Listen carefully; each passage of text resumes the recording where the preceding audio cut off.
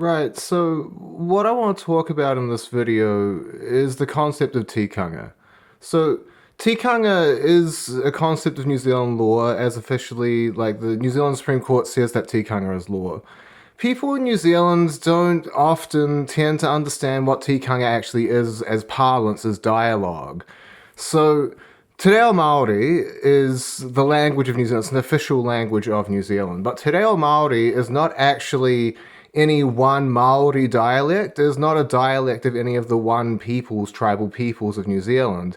Te Reo Māori is kind of like a harmonization of Māori. So you kind of think of it like in music, right? Jazz music is often very dissonant. It's not harmonically sound. So jazz musicians often they find it hard to play together because in jazz people often have a very different like fundamental grounding they see harmony from. So Te Reo Māori is a kind of English, or, like in the way that English is a language. English kind of came from kind of a Creole hybridization, but languages are all just dialects, kind of. Noam Chomsky published some research in this field. I don't want to get too academic. I'm going to play a song anyway. So anyway, consciousness science, how people understand reality and how they interact and shit, like how things are shaped in the world based on physical action, has been really misunderstood since the theory of evolution was published. Most people don't have the academic inclination to go back and look at the old arguments. I do. I have. It's been necessary for me in my personal life. So evolution as a theory actually has two branches and always has as a scientific theory. So Darwin proposed what's kind of become in biology the more dominant version. But there was always kind of a spiritual underpinning. I can't remember the name of the author off the top of my head, being oral, as this presentation is oral. But yeah, so anyway, there was a different spiritual author. At the same time, they had to harmonize their theories for evolution to even be accepted as a science in the first place. People don't bother to follow the history of science very often anymore. My dad was always big on it, but yeah, people get sidetracked. People often just go, yeah, the theory looks good, it's elegant, I'm going to use it. My dad had a PhD in theoretical physics. I always knew the difference between like a useful theory and a valid theory. But in the COVID times, people lost their minds. I'm just going to say it. People lost their minds. I lost my mind. I was locked up a bunch of times. But the actions taken by the government, the terminology, the linguistic structure of language that was used in censorship through nudge theory in order to kind of decry or change the way that people see the society was bad. The thing is, in New Zealand, it is legal. It is tikanga. That's tikanga that they did. That is what tikanga means. It's spiritual mumbo jumbo. It's stage magic. Is the best way to kind of put it in a Western parlance. They lied to people. They bamboozled them. They used nudging. They used choreography, subtle tricks, phrases.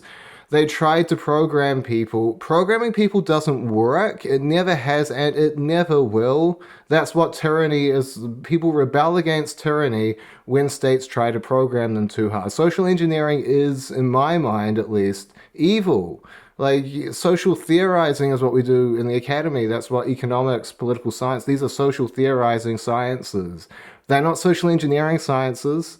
If people are going to use scientific terminology which I have spent my entire life since, I'm not going to get too technical about my own childhood. I don't want this kind of record to be the kind of thing that could be recreated later by a dumb chatbot like LLM, like neural network technology, that kind of understanding of thinking. So I'm going to be just digressive in this talk. But read the essay for more detail. What I've tried to do in this presentation, both this video you're watching now and the essay that is on my Substack, as someone who actually spends a lot of time as a technical operator on the internet, like a lot of my work as an adult has been technical support. What I've done is I know how the internet works. I then get users who are trying to transmit substance like data through radio waves, which is a substance, a physical substance.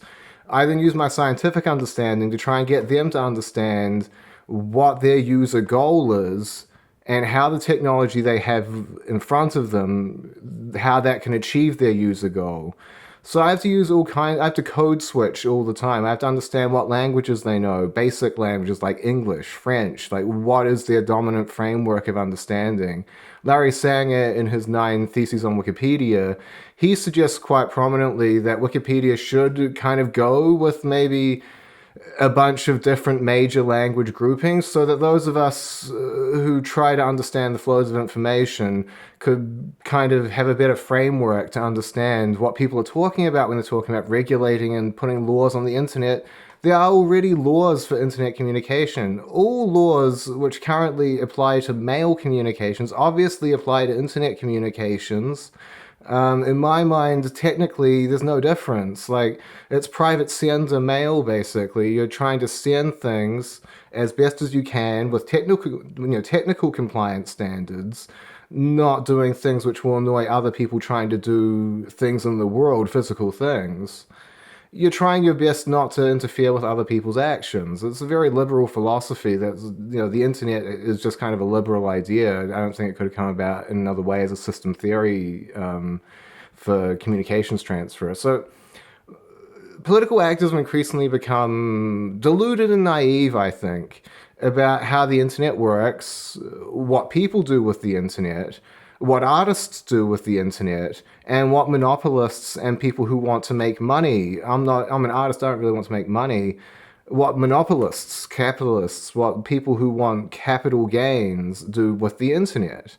So that was a bit of a ramble to finish off my kind of flow state presentation in my writing. But the reason I'm doing this, and the reason that I'm presenting myself on camera to do it, even though if you read the essay, you'll see why I'm quite a private person, and like most artists in New Zealand, do not like being in the public face for any length of time, unless it's a clear character I'm playing instead of me the person. So this is Folk Song Army. This is a song by Tom Lehrer. Tom Lehrer was one of the best ironists in my mind of the 20th century. Tom Lehrer was a mathematician, I think Harvard and Berkeley later maybe.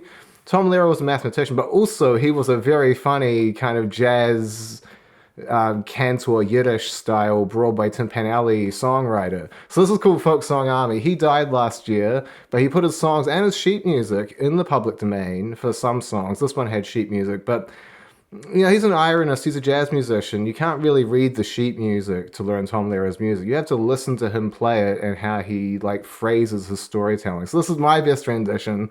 I'm trying to get his music back out there. He put it in the public domain. It's copyright free. People should use it more, do covers and stuff. They can actually own those covers and then make money off them. Again, I'm trying to help people to understand as an artist who sometimes makes money on the internet. I don't really try to make money on the internet. Sometimes it happens and I need it. But what the internet is, why you use it, how it's connecting us all, and more importantly, how can we get rid of trolling, people? Trolling has never been an acceptable content standard in internet. If you troll too much, moderators have always banned you from platforms because trolling is bad. It ruins society for people to be trolls. You have to start by assuming the person is not a troll. You have to have one good faith communication first, and then you can go, hey, look, I tried to tell this guy to stop being so annoying, and he didn't listen to me. That's what you have to do first. That is always the first step, and that has to be public. You can't be doing what we do in New Zealand with tall poppy syndrome. People go whispering behind your back, because that leads to confabulation. That leads to delusion. That's why so many people who understand systems theory, game theory, and try to communicate information about the shape of society don't like to be public, and this is why pseudonyms and whistleblower standards and all these kind of things are the people who actually, like me, technicians who actually make the internet work, will never comply with anything which would, get rid of anonymity or anything like that. People need that. So this is the Folk Song Army. We are the Folk Song Army. Every one of us cares. We all hate poverty, war, and injustice, unlike the rest of you squares. Hooray for the Folk Song Army. We will show you the way, 'cause we all hate poverty, war, and injustice, and cards that are too hard to play. If you feel dissatisfaction drown your frustrations away. Some people may prefer action, but give me a folk song any old day.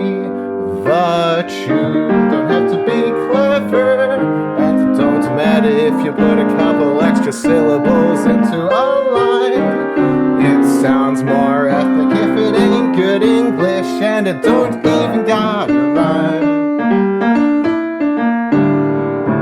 Oh, excuse me, rhyme that should be. Remember the war against Franco? That's the kind where each of us belongs. Though he may have won all the battles, we had all the good songs.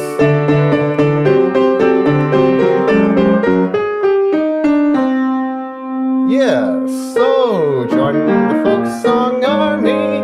Guitars are the weapons we bring to the fight against poverty, war, and injustice.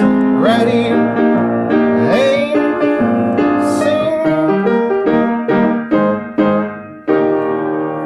So, you know, that's the first take. On Divine Pitch, which is my business where I try to make money, me and Megan do a lot more work before we do our one-take videos. We rehearse for weeks.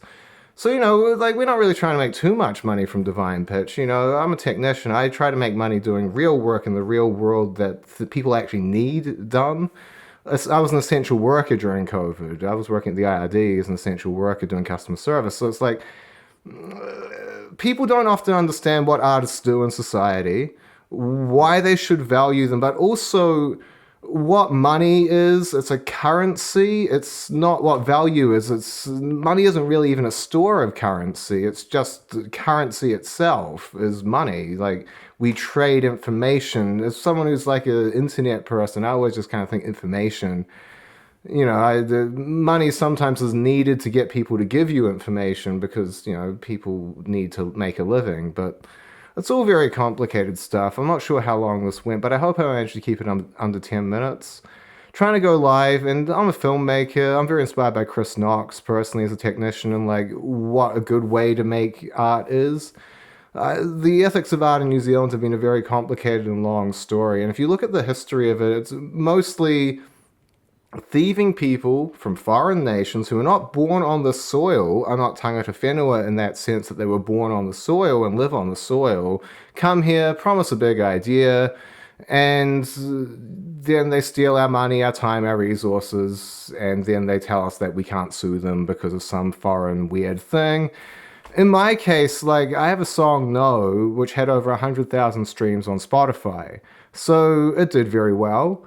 I made $30 in royalties from 100,000 streams. Now, it's very hard for me, from my perspective as an artist, even as one with technical understanding, to be able to go to Spotify and calculate the contract model exactly how I only get $30, because if they count it as a stream publicly and I can see that it's a stream, then I need to know, what do they consider a stream to be? Is 3 seconds, like Facebook considers, an adequate amount of content, like information being imparted for me to receive money from that? Is it 30? Kind of, YouTube has a more complicated, slightly better one, but I still think it's a bit corporate. Substack kind of leaves it up to the platform. Like, Substack kind of sees each user as a sub-platform from what I can understand. So they kind of, you know, they have the network infrastructure where users then have to do the work themselves of figuring out how they're going to get money off people. I'm not a huge fan of, you know, subscriber model like that. That's why I never tried to monetize YouTube or Substack. Social media, I don't think really should be where you try to make serious money as an artist on the internet. But there's a lot of things that can be said in a broader way, especially kind of if you want to be mystical, if you think that tikanga should be law, in the sense that people like me who are willing to use inferential logic and then subject themselves to lengthy academic rigor so that we can then later prove with evidentiary logic, with, you know, objective observable, I can go run an experiment, then come back and say, hey, you said that theory was right. I did this with these provable physical objects in the room around me, only things which are physically, you know, phenomena that both philosophies agree exist in the space.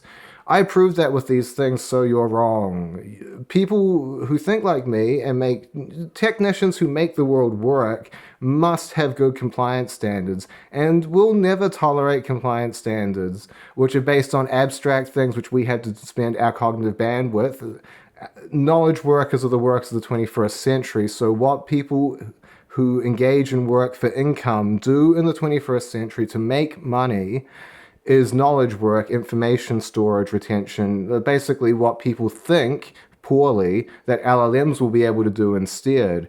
LLMs are not consciousness-bearing engines right now, and most serious thinkers in consciousness science highly doubt that they will ever be considered consciousness-bearing.